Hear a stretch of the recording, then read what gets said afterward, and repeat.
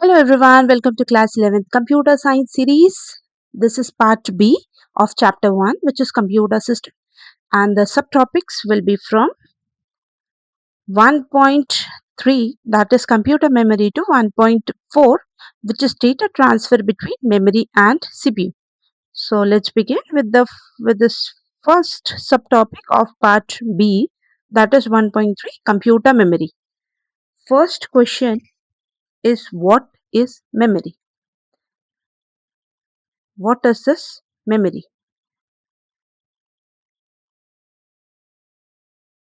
देखो, कंप्यूटर में कुछ इनपुट देते हो। इनपुट क्या देते हैं? That is your data. Data is your input. फिर उसके बाद वो इनपुट क्या होता है? प्रोसेस होता है। प्रोसेस प्रोसेस कौन करेगा? CPU. CPU is going to process that input, और फाइनली वो डेटा प्रोसेस होने के बाद आउटपुट डिवाइसेस के थ्रू एक मीनिंगफुल क्या बन जाता है? Data is now converted into meaningful information. Information, correct? Now ये डेटा, और इस डेटा के साथ क्या करना है, जिसको बोलेंगे हम इंस्ट्रक्शन। ओके, तो डेटा एंड इंस्ट्रक्शंस को कहाँ सेव करेंगे? जहां पे उस डेटा और इंस्ट्रक्शन को सेव करते हैं उसको बोलते हैं, ये सेव या फिर स्टोर करते हैं, उसको बोलते हैं memory. Clear?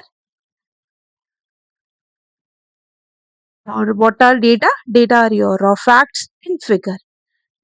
Raw facts and figure can be your text, जो आपका टेक्स्ट हो सकता है, video, audio, animation, anything, pictures, graphics, कुछ भी हो सकता है।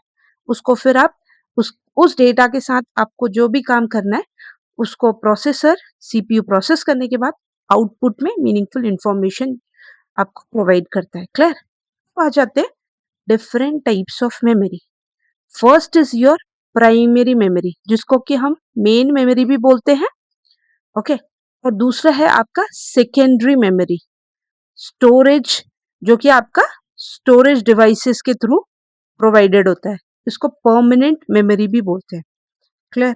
प्राइमरी मेमोरी के साथ सीपीयू आपका सेकेंडरी मेमोरी के साथ डायरेक्टली डील नहीं करता है। सीपीयू कुछ भी डेटा अगर वो फेच करता है, it is CPU is fetching every data, वो आपका प्राइमरी मेमोरी से फेच करता है, जिसको कि मेन मेमोरी और रैम बोलते हैं। क्लियर?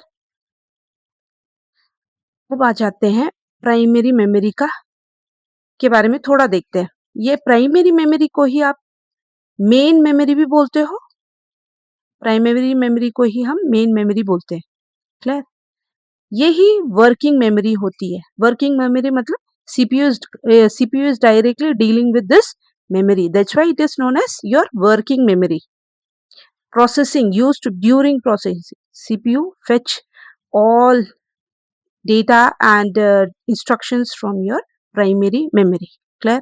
सेकेंडरी मेमोरी होती है आपकी परमानेंट स्टोरेज के लिए, और ये स्टोर करता है डेटा ताकि आप फ्यूचर में यूज कर सकते हैं। एक स्मॉल एग्जांपल के थ्रू समझते हैं। देखो, आपका कंप्यूटर सब्जेक्ट है, कंप्यूटर साइंस सब्जेक्ट है, आर्टिफिशियल इंटेलिजेंस सब्जेक्ट है। स्कूल में एक सेशन जो होता है क्लास 11th या क्लास सपोज क्लास 11th का पूरा अराउंड 12 मंथ्स का होता है। एक सेशन, हर एक दिन आपको एक लेक्चर मिलता है कंप्यूटर साइंस सब्जेक्ट का, या और भी सब्जेक्ट्स का आपको हर एक दिन एक लेक्चर मिलता है। उस प्रेजेंट जब आप क्लासरूम में रहते हैं तो टीचर आपको कुछ क्वेश्चन करता है या आप टीचर को कुछ क्वेश्चन करते हो, उस समय आप अपने इस मेमोरी को यूज करते हो, ब्रेन। प्रेजेंट 1-2 दिन के लिए इस ब्रेन में वो मेमोरी में सेव रहता है, जो भी टीचर ने इंस्ट्रक्शन दिया। यही डेटा को जो टीचर डेली आपको लेक्चर दे रहा है, वो तो आप उस समय डील करते हो थ्रू योर, सपोज करो ये आपका प्राइमरी मेमोरी है। जब एग्जाम आपके 6 मंथ्स के बाद है या 1 साल के बाद है, तो उस डेटा को या एवरीडे जो भी आपका अकॉर्डिंग टू डेट और उस दिन क्या लेक्चर में पढ़ाया, किस टॉपिक या किस सब टॉपिक पे स्टार्ट किया, ये सब आप उसको परमानेंटली स्टोर करने के लिए आप एक अपना परमानेंट स्टोरेज बनाते हो। क्या? आप अपनी नोटबुक्स, आप अपनी नोटबुक में वो पूरा डेटा स्टोर करके रखते हो। ओके, कि आपका हर रोज किस डेट को क्या पढ़ा है उसका आप नोट मेंटेन करके रखते हो, ताकि आप जब एग्जाम हो या फिर आपको कभी भी उसको देखना है, रिवाइज करना है, तो आप परमानेंटली उसको फॉर फ्यूचर यूज आप उसको परमानेंटली स्टोर करोगे कहाँ? आपके secondary memory, secondary storage device में, that is your notebook. Clear? तो आई थिंक अब थोड़ा थोड़ा इसको रिलेट कर पा रहे हो। प्राइमरी मेमोरी मतलब क्लासरूम में जब आप अपना ये ब्रेन प्राइमरी मेमोरी को यूज कर रहे हो, सेकेंडरी मतलब आपने अपनी नोटबुक में मेंटेन करके रखा है। Clear? Now coming to your units of memory. Computer में जो भी डेटा है वो आपका स्टोर होता है बाइनरी डिजिट्स में। बाइनरी डिजिट्स होते हैं आपके 0 and 1, इसी को ही बोलते हैं बाइनरी डिजिट्स। 0 and 1 के कॉम्बिनेशंस से ही आपके बाइनरी डिजिट्स फॉर्म करते हैं, और ये 0 and 1 are known as your binary digit. एक बाइनरी डिजिट को बोलते हैं bit. This is 1 bit, this is 1 bit। Clear?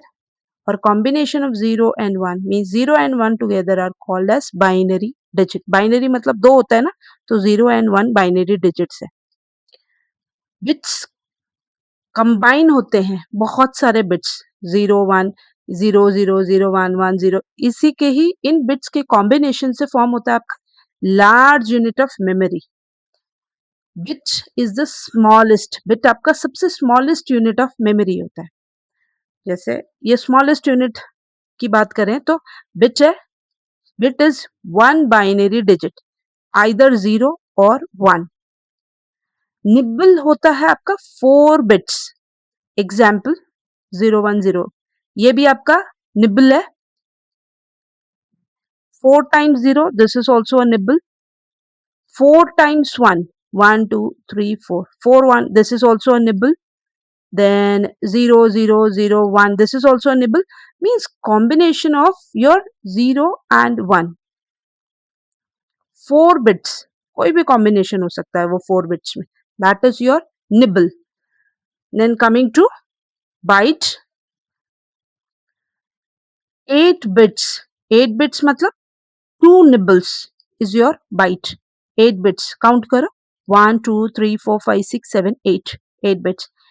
इसमें ये भी आपका बाइट है, combination of 8 zeros or 8 1, this is also a byte।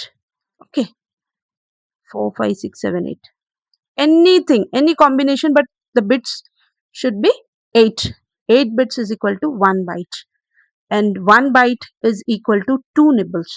तो smallest unit क्या है? bit। nibble is a combination of 4 bits, byte is combination of 8 bits। clear?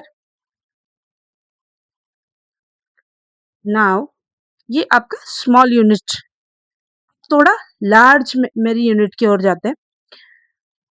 Bite, 1 byte is equal to 8 bit. जैसे आपका SI unit होता है ना, standard unit, physics में पढ़ा होगा, SI unit of length is metre. वैसे सेंटीमीटर, मिलीमीटर ये भी होता है, बट स्टैंडर्ड यूनिट हम लेंथ का क्या लेते हैं? मीटर। फिर मीटर के बाद किलोमीटर, ऐसे करके आप कीप ऑन इंक्रीजिंग। वैसे ही आपका जो स्टैंडर्ड यूनिट है मेमोरी का, वो हम बाइट लेते हैं। इससे पहले बिट देखा था, bit nibble, but standard byte. 1 byte is equal to 8 bits. Clear? फिर उसके बाद बिट के बाद आता है KB, kilobyte, megabyte, gigabyte, terabyte. Clear? 1 byte is equal to 8 bit, और 1 किलोबाइट, फिर 1 किलोबाइट से आप 1024 बाइट्स, इसके बाद 1024 का यही सीरीज चलते रहता है। बस आपको केबी को देखो, 1024 बाइट, फिर 1 मेगाबाइट इज इक्वल टू 1024, ये प्रीवियस का केबी को यहाँ पे आप लिख दो। फिर गीगाबाइट 1024 मेगाबाइट, गीगाबाइट लिख लिया। Then is your terabyte 1024, previous का जीबी, गीगाबाइट।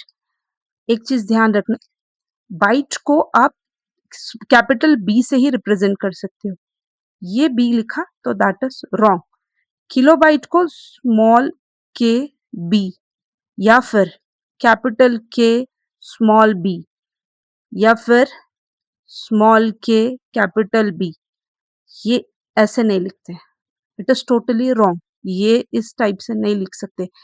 मेगाबाइट है तो it is compulsory to write down capital M capital B. It represent megabyte. आप इसको अगर एम बी लिखोगे या फिर कैपिटल एम स्मॉल बी लिखोगे या फिर स्मॉल एम कैपिटल बी लिखोगे तो that is also wrong. Clear?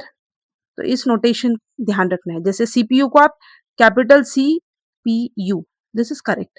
अब आपने small C small P small U लिखा, correct. Okay, hope everything is clear till this point. Bit आपका स्मॉलेस्ट यूनिट ऑफ मेमोरी है। बिट मीन्स 0 या फिर 1। 4 bits is equal to 1 nib, 8 bits is equal to 1 byte. और फिर bytes are grouped into KB, फिर KB जो unit है standard unit, जैसे आपका लेंथ का मीटर है वैसे ही मेमोरी यूनिट आपका बाइट से लिखते हैं। तो उसके बाद बाइट के बाद केबी, किलोबाइट, मेगाबाइट, गीगाबाइट, टेराबाइट। देखो बिट्स में ना हम लिखेंगे तो 101001 के इस कॉम्बिनेशन बहुत बड़ा हो जाएगा, है ना। तो it is better to write down in KB, MB, GB. आप डायरेक्टली बोलते हो कितना जीबी का मेमोरी है। It is your 8 GB memory, primary memory है या फिर 8, 16 बिट, 32 बिट, सॉरी 32 GB का है, 8 GB का है, 16 GB का है रैम, और या फिर हार्ड डिस्क बोलते हैं 512 GB का है या 1 TB का है। Clear? Now coming to types of memory. Memory हमारी दो टाइप की है अभी, primary memory, secondary memory. I think थोड़ा थोड़ा अब आपको क्लियर हो गया होगा कि what are primary memory and secondary memory. Primary memory processing के टाइम पे यूज होती है। CPU directly deals with your primary memory. CPU कुछ भी डेटा जो उसको डेटा इंस्ट्रक्शन फेच करने, it is going to fetch it from your primary memory. Secondary memory permanent storage के लिए है, लाइक योर नोटबुक। अब आ जाते हैं प्राइमरी मेमोरी को फिर से हम दो पार्ट्स में कैटेगराइज करते हैं। First is your RAM, that is your random access memory, and the second one is your ROM, read only memory.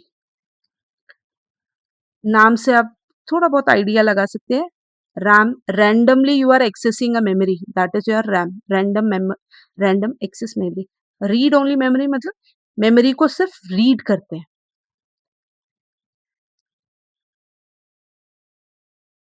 ये सब ऑलरेडी डिस्कस कर लिया, एक बार आप सिर्फ देख लो। अब देखेंगे एक एक करके रैम एंड रोम को। सबसे पहले रीड ओनली मेमोरी, इसके फीचर्स देखते हैं। ये है आपका वोलेटाइल मेमोरी। ये हर बार एक क्वेश्चन रिपीट होता है कि रैम इज वोलेटाइल और नॉन वोलेटाइल, और वोलेटाइल नॉन वोलेटाइल में हम थोड़ा कंफ्यूज हो जाते हैं। वोलेटाइल मतलब अगर लाइट या पावर कट हो गया और आपके पास बैकअप नहीं है, ठीक है, तो उसमें जो प्रेजेंट आप वर्क कर रहे हो ना, वो सब आप वो सब का सब डेटा आपका क्या हो जाएगा, लॉस्ट हो जाएगा। क्लियर? तो दोबारा सिस्टम रीओपन होगा तो आपके रैम में जो पड़ा है ना वो कुछ भी नहीं रहेगा। तो that means volatile memory. Primary memory is your volatile memory and it is a temporary memory. ये आपका तब डेटा स्टोर करता है जब आपका कंप्यूटर रन कर रहा है। क्लियर? पावर ऑफ हो गया और बैकअप नहीं है तो data will be lost. That is the meaning of volatile. ये फास्ट होती है ऑफ कोर्स सेकेंडरी मेमोरी से, जो आपकी परमानेंट मेमोरी है उससे फास्ट होती है आपकी रैम, तभी वो सीपीयू के साथ सीपीयू उससे डायरेक्टली एक्सेस करता है, क्योंकि सीपीयू तो ऑलरेडी फास्ट प्रोसेसिंग है।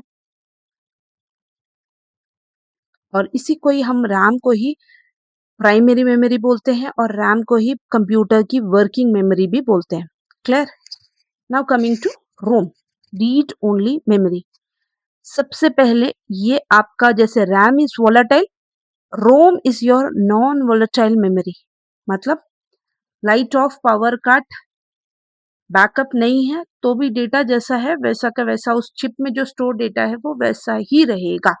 इसका जनरली यूज क्या होता है? ये आपका स्टार्टअप इंस्ट्रक्शंस होल्ड करता है। स्टार्टअप इंस्ट्रक्शंस होल्ड करना मतलब ये आपका बूट प्रोग्राम्स को होल्ड करता है। जब आपका सिस्टम ऑन होता है ना, ऑपरेटिंग सिस्टम लोड होता है, ये वाले प्रोसेस में ये हेल्पफुल होता है। इसके कंटेंट्स चेंज ना के बराबर होते हैं, मीन्स कंटेंट बहुत रेयर चांसेस में इसके कंटेंट चेंज होते हैं, अदरवाइज आप समझ सकते हो इसके कंटेंट नहीं। एक बार इसको प्रोग्राम करके आपके सिस्टम में देखो, जैसे रैम आपका एक ऐसी लंबी सी चिप होती है मदरबोर्ड में, ऐसी चिप होती है, स्लॉट बना होता है मदरबोर्ड में रैम के लिए, तो ये इस टाइप से होती है। जो आपकी रोम होती है कुछ इस टाइप से, एक छोटी सी स्क्वायर शेप में जनरली होती है। ओके, चिप उसमें जनरली रोम लिखा रहता है, ये होती है। एक बार प्रोग्राम करके आपके सिस्टम में ये मदरबोर्ड में डाल दिया तो ये बहुत रेयर चांसेस है कि इसके कंटेंट को आप चेंज करो, मुश्किल है, नहीं करते। ये आपके कंप्यूटर को स्टार्ट करने में हेल्प करती है बूटिंग के वक्त। ओके, तो मेक श्योर कि वोलाटाइल और नॉन वोलाटाइल मेमोरी का मतलब क्या होता है, डिफरेंस फटाफट देखते हैं। RAM is your volatile memory. Volatile मतलब लाइट गया, बैकअप नहीं है तो everything is lost. ROM is your non volatile, vice versa of RAM, volatile के कॉन्सेप्ट में। हाँ, ये टेम्परेरी स्टोरेज है इसका RAM, but your ROM is having your permanent storage. ये रीड एंड राइट है, इसमें आप रीड भी कर सकते हो राइट भी कर सकते हो रैम में, but ROM is only mostly read only. ये आपका स्टोर करता है रनिंग प्रोग्राम, बट ये स्टोर करता है आपका क्या, बूट प्रोग्राम। ओके, नाउ आ जाते हैं, फर्स्ट हमने ए प्राइमरी मेमोरी देखा, सेकेंडरी मेमोरी के बारे में भी हमें पता है। एक इन दोनों से पहले आ जाता है एक और कॉन्सेप्ट आता है कैश मेमोरी का। इसको कैच नहीं बोलेंगे, इसको कैश मेमोरी ही बोलते हैं, CACHE। देखो, RAM, this is your RAM, this is your CPU जो कि प्रोसेसर है। इन दोनों के बीच में एक बहुत ही इंपॉर्टेंट मेमोरी होती है जिसको हम कैश मेमोरी बोलते हैं। ये कॉन्सेप्ट होता है कैश मेमोरी का। देखो, ये कॉन्सेप्ट क्यों है? CPU आपका क्या है, प्रोसेसर है। प्रोसेसर की स्पीड अच्छी होगी तभी वो प्रोसेस करेगा, ठीक है। रैम CPU से स्लो होगा, but RAM is faster than your secondary memory. RAM और CPU की स्पीड अलग अलग है, CPU is faster than your RAM, तो इन दोनों की स्पीड में भी डिफरेंस है। तो इन दोनों की स्पीड मिसमैच को रिड्यूस करने के लिए एक कैश मेमोरी का कॉन्सेप्ट आता है। क्लियर? ये क्या करता है कैश मेमोरी, सीपीयू को जो फ्रीक्वेंटली यूज डेटा है, फ्रीक्वेंटली जो सीपीयू जो फ्रीक्वेंटली डेटा यूज करता है रैम से, कैश मेमोरी क्या करता है, वो डेटा अपने पास रख लेता है ताकि सीपीयू को कभी भी फिर से वो डेटा चाहिए तो सबसे पहले सीपीयू क्या करता है, कैश मेमोरी में चेक करता है उसके पास वो डेटा है या नहीं। तो कैश के पास वो डेटा मिल गया तो सीपीयू उसको क्या कर लेगा, फटाफट वेरी फास्टली एक्सेस करके और उसको प्रोसेस कर लेगा। अगर कैश में नहीं मिला तो कैश उसको रैम, तो जाके सीपीयू उसको रैम से वो डेटा फेच करता है। क्लियर? तो क्या होता है, जब उसको सीपीयू को कैश मेमोरी में ही डेटा मिल जाता है तो यहाँ पे एक कॉन्सेप्ट क्या हो जाता है, वो फास्ट एक्सेस का हो जाता है। नहीं मिलेगा कैश मेमोरी में तो सीपीयू उसको रैम से देखता है। इससे क्या होता है, स्पीड मिसमैच वाला कॉन्सेप्ट रिड्यूस करता है कैश मेमोरी। ओके, और ये ओवरऑल जो कंप्यूटर की परफॉर्मेंस है वो इम्प्रूव होती है। कंप्यूटर का परफॉर्मेंस मतलब सीपीयू का परफॉर्मेंस, जितना अच्छा फास्ट सीपीयू होगा उतना अच्छा आपका सिस्टम अच्छा होता है ना। सीपीयू की प्रोसेसिंग स्पीड को ही तो देख के हम सिस्टम परचेज करते हैं। Now coming to your cache है आपका फास्ट एक्सेस होगा तो it will be having a better speed. Now coming to secondary memory. Secondary memory है तो परमानेंट डेटा स्टोर कर सकते हैं, जैसे आपका स्कूल के नोट्स आप परमानेंटली आपके नोटबुक में रखते हो। ओके, नोटबुक में रख रहे हो तो उसका स्टोरेज क्या है compare to your primary memory? इसकी स्टोरेज क्या है? Much larger than your primary memory. और स्टोरेज है तो परमानेंट है, तो हमारा ये क्या होगा? Non volatile. Primary memory RAM आपका वोलाटाइल है, but secondary memory is your non volatile. Non volatile है तभी तो आप उसको परमानेंटली स्टोर कर पा रहे हो। ऑफ कोर्स इसकी स्पीड आपकी रैम से बहुत कम है, बट ये इकोनॉमिकली आपका चीपर देन योर रैम है। रैम आपका 16 GB इतना कॉस्टली होगा, बट ये आप 512 GB रखो, 1 TB रखो, ठीक है। Now coming to data. अगर आपका डेटा सीपीयू को कोई डेटा चाहिए, वो आपके हार्ड डिस्क में है, तो सबसे पहले वो डेटा कहाँ जाता है? सबसे पहले वो आपका डेटा रैम पे लोड होगा, उसके बाद सीपीयू उसको फेच करेगा। क्लियर? डेटा पहले हार्ड डिस्क में, हार्ड डिस्क नहीं, सेकेंडरी स्टोरेज में है, तो वो पहले हार्ड डिस्क की समझ लो, उससे वो पहले रैम पे आता है, फिर रैम से वो डेटा आपका कहाँ जाएगा? फिर सीपीयू उसको फेच करेगा। क्लियर? और एग्जाम्पल्स आपकी जो जो है हार्ड सेकेंडरी मेमोरी के, hard disk drive, solid state drive, SSD बोलते हैं जिसे, pen drive, CD, DVD, memory card. Okay, I think you are well aware about all these terms. अब एक फटाफट इसको क्विक रिवीजन देते हैं। Primary memory is your RAM plus ROM. RAM is temporary, temporary है तो वोलाटाइल। रोम है permanent तो non volatile. Cache memory speed mismatch को रिमूव करता है। सेकेंडरी मेमोरी स्टोर करता है डेटा को परमानेंटली। लार्ज कैपेसिटी है तो of course it is a non volatile. तो अब आप शायद वोलाटाइल और नॉन वोलाटाइल का जो कॉन्सेप्ट है उससे कंफ्यूज नहीं होंगे। Now coming to 1.4, that is your data transfer between memory and CPU. Data transfer होता है किसके किसके बीच में? मेमोरी और सीपीयू के बीच में। डेटा क्या होता है आपका? सीपीयू, प्राइमरी मेमोरी रैम और सेकेंडरी मेमोरी, इनके बीच में डेटा क्या होगा? मूव होगा। सीपीयू को डेटा चाहिए प्रोसेस करने के लिए, वो डेटा कहाँ से फेच करेगा? Primary memory. प्राइमरी मेमोरी के पास, इनकेस प्राइमरी मेमोरी के पास डेटा कहाँ से आएगा? या तो इनपुट डिवाइसेस से हम कीबोर्ड या माउस से एंटर करें, या फिर हमारे पास सेकेंडरी स्टोरेज या सेकेंडरी मेमोरी हार्ड डिस्क से हम उसको रैम में लोड करेंगे, और वहां से वो लोडेड डेटा सीपीयू फेच करता है। क्लियर? अब आ जाते हैं, हाँ, ये कॉन्सेप्ट है कि सीपीयू सिर्फ और सिर्फ डेटा जो प्राइमरी मेमोरी में है, रैम में है, उसी को ही प्रोसेस करता है। नाउ बस आ जाता है एक टर्म, व्हाट इज बस? स्कूल बस, हाँ, जो आप सोच रहे हो कि आपके स्कूल का बस, कुछ ऐसा ही कॉन्सेप्ट है इस बस का। आपका सोर्स से लेके वो डेस्टिनेशन में आपको छोड़ता है, बस यही काम है ना। ऐसे ही सिस्टम में भी बस होता है। कुछ मैं देख, ये देखो, ऐसा कुछ होता है आपका सिस्टम बस। एग्जैक्ट ऐसा कुछ नहीं, एग्जैक्टली यही है आपका सिस्टम बस। बीच बीच में इसमें कनेक्टर्स है, यहाँ से डेटा ट्रांसफर इस पॉइंट से इस पॉइंट पे, फिर इस पॉइंट से इस पॉइंट पे।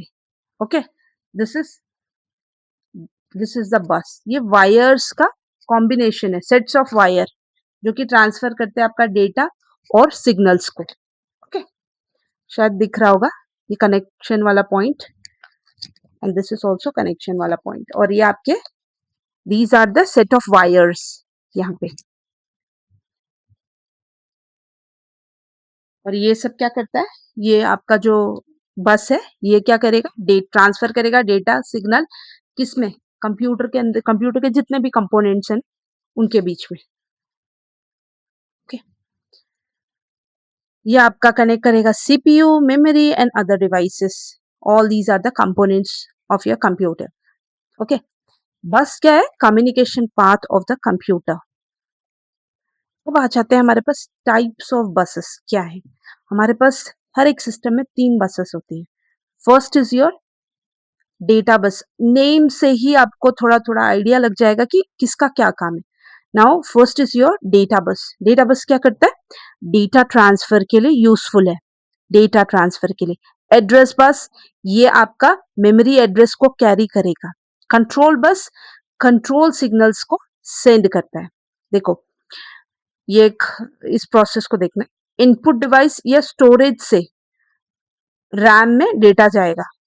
रैम के पास डेटा इनपुट डिवाइसेस से आएगा डायरेक्टली, या फिर आपके जो हार्ड डिस्क में या कोई भी स्टोरेज जो डिवाइस है, सेकेंडरी मेमोरी है, उससे प्राइमरी मेमोरी आएगा.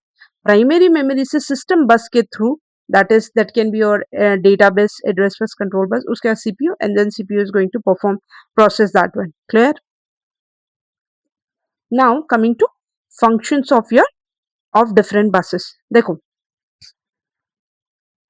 सिस्टम बसेस आपकी क्या है? कंट्रोल, डेटा बस, एड्रेस बस and control bus. Data bus क्या है आपका? बाई डायरेक्शनल है. एरो को देखना, कभी भी अगर एरो दोनों साइड में है, that means it is bidirectional. दोनों डायरेक्शन में फ्लो करेगा. सोर्स से डेस्टिनेशन, डेस्टिनेशन से source. Clear? Now coming to your address bus. Address bus unidirectional है. फिर आ जाता है कंट्रोल बस, ये भी आप यूनी डायरेक्शनल है. Clear? And this are all the components of your computer. Data bus transfer करेगा डेटा को. ये है आपका बाई डायरेक्शनल. बोथ डायरेक्शन में डेटा फ्लो होगा. सोर्स से डेस्टिनेशन में भी जाएगा, डेस्टिनेशन से सोर्स पे भी जा सकता है. देन इज योर एड्रेस बस. ये आपका क्या करेगा? मेमोरी का एड्रेस को कैरी करता है. ये आपका यूनी डायरेक्शनल, सीपीयू से मेमोरी को जाएगा. क्लियर? सीपीयू के पास कोई भी एड्रेस का लोकेशन है, उसको मेमोरी में ढूंढना, ये वाला काम है आपका एड्रेस बस का. Then is your control bus. ये आपका क्या करता है? कंट्रोल सिग्नल्स को सेंड करता है. Control signals can be your read write. Okay, read करना है, राइट करना है किसी जगह पे, तो ये आपका क्या है? यूनिडायरेक्शनल है. Now coming to read and write operation का मतलब क्या होता है? रीड ऑपरेशन, ये आपका सपोज करो सीपीयू है. सीपीयू वो जो स्कूल में या कहीं पे भी आपने कैबिनेट देखा हो, वो सीपीयू नहीं होता है. वो सीपीयू कैबिनेट है. उसके अंदर एक बहुत बड़ा मदरबोर्ड होता है, मतलब इस टाइप का ही, इसी टाइप का कुछ एक और बड़ा होता है, या इससे छोटा भी हो सकता है. लैपटॉप में तो छोटा होता है. एक बोर्ड होता है, उस बोर्ड के अंदर बहुत सारे आपके छोटे छोटे सर्किट्स बने होते हैं. ओके, छोटे छोटे आईसीज वगैरह होते हैं. ओके, तो ये आपका मदरबोर्ड. उस मदरबोर्ड में एक छोटा सा स्क्वायर शेप में, जो स्क्वायर शेप में ही एक चिप होती है ऐसे, उसको बोलते हैं सीपीयू. उसके चारों ओर ऐसे ऐसे बना होता है. प्रोसेसर लिखा होता है जनरली उसमें, जैसे इंटेल वगैरह ये प्रोसेसर्स बिल्ड करते हैं. तो ये आपका सीपीयू हो गया. सीपीयू बोला है, प्रोसेसर बोला, ठीक है, सीपीयू है. ये आपकी मेमोरी होगी. मेमोरी मतलब प्राइमरी मेमोरी. इसमें बहुत सारे एड्रेस लोकेशंस होंगे जिसमें डेटा रहता है. सबसे पहले रीड ऑपरेशंस के बारे में पढ़ते हैं. सीपीयू, सीपीयू ने सबसे पहले सेंड करा एक मेमोरी एड्रेस. सीपीयू के पास एक मेमोरी एड्रेस है, एक एड्रेस है उसके पास. उसने क्या किया? ये मेमोरी एड्रेस आपका यहाँ रैम के पास, प्राइमरी मेमोरी के पास भेजा.